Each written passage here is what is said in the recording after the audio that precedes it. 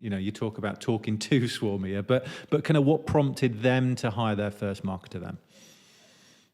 Yeah, so the thing that I sometimes even forget myself is that Swarmia is really only like 2.5 years old now. Wow. So it's a toddler.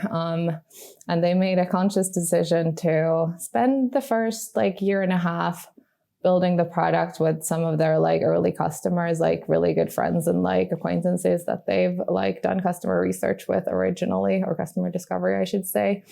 And they only really launched Swarmia to general availability in, I want to say May last year. That might be a lie, but somewhere around that. Wow.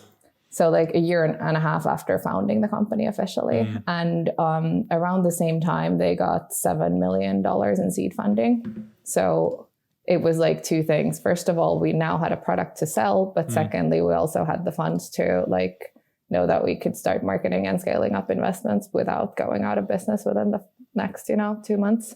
Perfect. So, and those investors want a return too.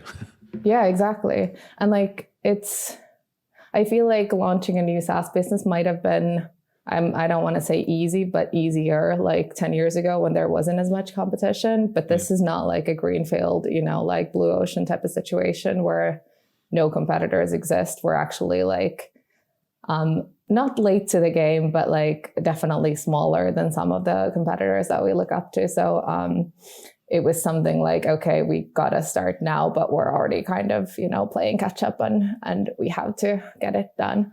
I guess the more American way to go about this would have been to like build an audience before you, before you start marketing the product. But personally, I prefer it this way. So like by the time I started in November last year, we had a really good product. We had early customers. We had, the possibility of making customer success stories with actual humans who had been using the product for several months, if not years.